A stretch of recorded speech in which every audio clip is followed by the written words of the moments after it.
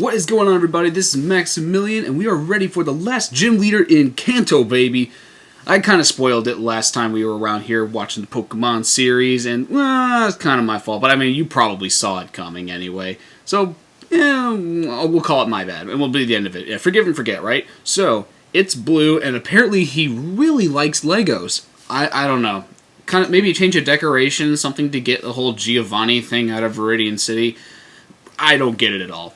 It doesn't look like there's a whole lot of room to have a Pokemon battle in there to begin with, but apparently you can. And I'm not going to question the whole physics and inner workings of Johto and Kanto, but whatever. We're going to get on to the battle and kick Blue's butt. I still want to call him Gary, but I'm just catching myself at the last possible second and calling him Blue, because as Gary as he might be, he is called Blue in the game. Gotta keep it accurate here, because this is informational, and it's infotainment, so to speak. Yeah. Alright, so he still has his Pidgeot from the original Red and Blue series. Not quite as strong as it was there, obviously, because if it were in the 60s, it might be a little bit more difficult to get through this gym. Even so, I kind of anticipated them to be a little lower level. Maybe it was because Blaine's Pokemon were in the upper 40s, so I kind of figured, oh, we can't be that much farther ahead. Well, it turns out all of his guys are in the mid to high 50s. It was kind of awkward, but not terribly, because while his lineup is diverse, ours is also, which means we have an excellent counter for pretty much anything he can throw at us.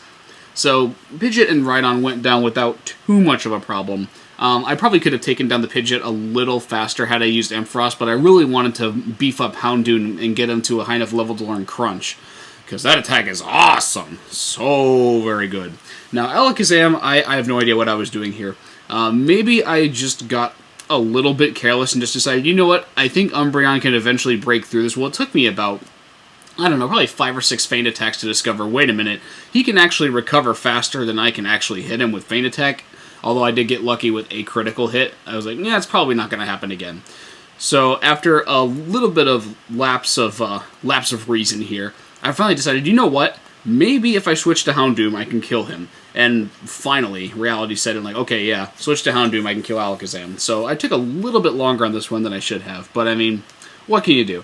It's not like we were losing badly to Blue throughout the entire time. Like, we pretty much dominated him. He may have killed one of my Pokemon, if I remember correctly. But I mean, come on, when you're beating him 6-1, it's pretty good KD, if you know what I'm saying. Yeah, so we've taken down Blue. Eventually. Like, I really don't know how I spent that long on Umbreon and just didn't realize it was going to not kill him. I guess maybe I was just really hoping for, like, chaining critical hits. But you really can't hope to be that lucky in this game. It's just never going to happen. Always got to play to your odds. So after one Feint Attack with Houndoom, I'm like, oh yeah, I think we're going to be good to go here. And for some reason, he decided to use Reflect. I figured he'd continue to delay the inevitable, but fortunately, he was merciful and decided to spare both me and you watching a Pokemon battle that was going to end eventually with one result. However, he spared us a lot of time in doing so. Seeing as how I wasted a good, 2 minutes or so just doing nothing but feigning attacking to no avail. Or feint attacking, rather. However you say it. Gyarados is easy, as you found out in the Elite Four, because Ampharos is a boss, and he just Thunder Punches everybody into oblivion. He'd Thunder Punch everybody into oblivion. And Exeggutor is not so awesome, but seeing as how he has at level 58, he will take a little bit of a wallop to beat. Now, normally, if we were fighting Will in the Elite Four, his Exeggutor being in the low 40s is always a one-hit kill. It's just not a problem. But level 58 Exeggutors kind of have a little more meat on them, so to speak, and they take a little bit more firepower. I figured I could do it with Houndoom, but maybe I was getting a little ambitious, especially having a focus band on him. I completely forgot how that worked. So, yeah, that cost me a Pokemon. Oop-de-doo. No big deal. Lugia knows lots of attacks. So we're going to go ahead and kill Exeggutor eventually. Unfortunately, Blue has the luxury of having full restores, because he's a bum. I guess I can't really say that. That would make me a bit of a hypocrite, because I'm just packing drugs in my Pokemon pack. But, I mean, it's so annoying when they use a full restore as a gym leader. You just feel like you're so close, finally going to get it over with, and they just snatch it out from under you. Like victory just ripped away from you at the very last second. Well, I was having none of that, so I just thought, you know what, let's just Aero Blast him to death. And that seemed to work just fine. Now, Arcanine, on the other hand, yeah. I figured I'd take a gamble here. I figured I could get through a couple of flamethrowers with Lugia. It turns out I was right. Fortunately, Lugia has a nice special defense because a flamethrower from Arcanine is nothing to scoff at. So a couple surfs, Arcanine's dead, and we've beaten Blue and captured the Earth Badge. And of course he's a little pissy about it because, he's Blue. And when is Blue ever not pissy about him losing? Because he is the perfect trainer in the entire world. Like, you would think your rival at this game was more of a douchebag than Blue was in the last game, but man, Blue still is living in his douchebaggery world. Just wallowing in that ultimate dickery that is your rival. Anywho, you have 16 badges now. All of them from Kanto, all of them from Johto. Which means you need to talk to Professor Oak, because he's got something special for you. I'm going to tell you right off the bat, it's not nearly as awesome as the Master Ball that Professor Elm gave you, but nonetheless, it's pretty cool. And it's kind of pertinent to where we're going to go in the game, so you might want to head on over there ASAP. Pronto. Other than that, there's really not a whole lot going on here. Basically, when you head over to Professor Oak, he's like, well, you know what? There is this place called Mount Silver, and it's kind of dangerous and full of these incredibly powerful Pokemon that normally kill people, but you seem like a fairly experienced 10-year-old, so we're going to make an exception for you, because you're awesome. So, head on over to Professor Oak, get him to talk to the higher-ups, and you have access to Mount Silver. Now, I was a little bit confused as to how to get there, because, again, I haven't played this game in probably a decade. So, I kind of wandered around for a little bit before it finally hit me. I need to go backwards through Victory Road. So yeah, don't be like me trying to go upstairs and somehow walk your way through the trading stations or time machine up there, because that's not how you get to Mount Silver.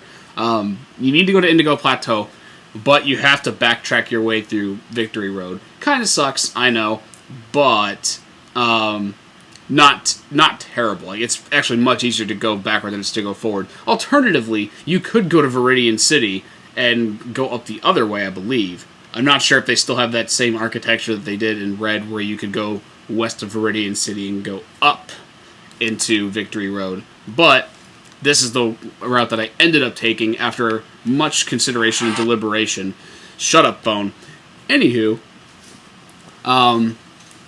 yeah, that's basically the end of the episode. We're just going to get to Mount Silver, save the game, and eventually, we're going to fight Red there. But you know what? We are not even close yet. So, here's the way it's going to work for the rest of the series.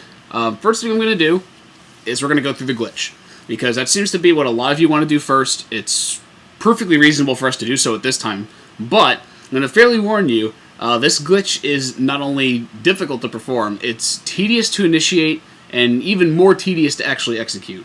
So, this is going to be a while before we actually get to another installment of Pokemon. I'm planning on, after that, going to get Ho-Oh, obviously, because he's in the Red Party. Maybe it's a she. I don't know. They don't specify a gender for those legendary Pokemon. They are asexual, so to speak. And then we were going to go ahead and get the 3 legendary beasts, or dogs, or whatever you wanted to call them, Entei, Suicune, and Raikou. I'm going to go hunting. Or at least I'm thinking about it. I mean, we don't have to get them for the walkthrough, but it just kind of seems inappropriate to leave something so, I guess, mysterious and legendary outside of a walkthrough. It just doesn't seem right. So I'm planning on doing that after getting Ho-Oh, because, I mean, after I get Ho-Oh, there's literally nothing to do but level grinding for Lord knows how long. Basically up until I actually get Pokemon strong enough to fight Red's party, which means they're going to have to be at least in the low to mid 60s, at least. I would like to get them in the higher 60s, but I mean, let's be reasonable here. It's probably not going to happen. I'm going to try and go for a first attempt after I hit the low 60s. Maybe it will work, because I've never actually tried it with a balanced team before. This was way back in the day. The last time I actually fought Red was when, I was like 11 or so, and this is back in the day where you were like, oh, sick, I got a Cyndaquil, and now I evolved it into a Typhlosion. I'm just going to use this Pokemon over and over again, and nobody else. And so, like, at the end, you're kind of like, well, these gym leaders and Elite Four people are kind of hard, so I guess I'll just go to, like, the best place I can find wild Pokemon and just catch a couple of random scrubs to throw on the team for buffer and support. Well, yeah, it was tough fighting Red, but I mean, when you had a level 84 Typhlosion, it was kind of hard not to kill things. Like, even his Blastoise wasn't that hard to kill. So, I'm I'm probably not going to have too much trouble now that I have a balanced party. The question is, how far do I have to take them? So I'm going to shoot for low 60s. We'll give it a first shot. I mean, worst case, it doesn't end up working and I level grind a little more. You don't get to see me in my miserable failure attempts because I'm recording this and putting up only the good ones because I need to keep giving off this impression that I am a flawless Pokemon player. Am I right? Yeah. So, now that you have that set in stone, I wanted to bring up one thing that I guess I brought up in the last 2 videos? Maybe it was a video before that. I don't remember. But I put up an annotation for all of you, and I noticed a lot of you watch on mobile devices, so you can't view annotations. You scrubs! Watch it on your computer. Don't use your mobile device. You can do better than that. Then you can click on the annotations I give you and see where I'm going to take my next walkthrough series. Well, fine. I'm just going to have to tell you all about it now since you didn't either view the annotation or haven't seen it yet. So, what I'm planning on doing for my next walkthrough, non-Pokemon walkthrough that is, because obviously the next Pokemon walkthrough is going to be some 3rd gen game, have not decided which one yet. But my next side project is going to be Sonic Adventure 2 Battle for Nintendo GameCube.